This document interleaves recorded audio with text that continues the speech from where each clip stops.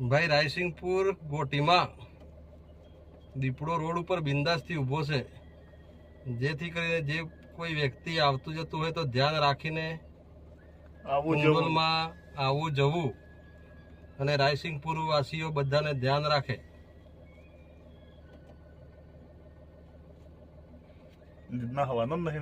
અત્યારે ટાઈમ શું થયો?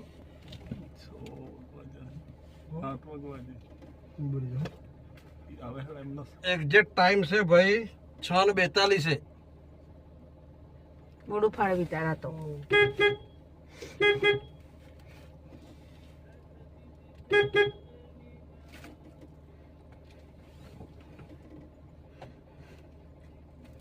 જરા બી ના હતો હે નહીં ના નહીં સવળતો નહીં હે સવળતો નહીં.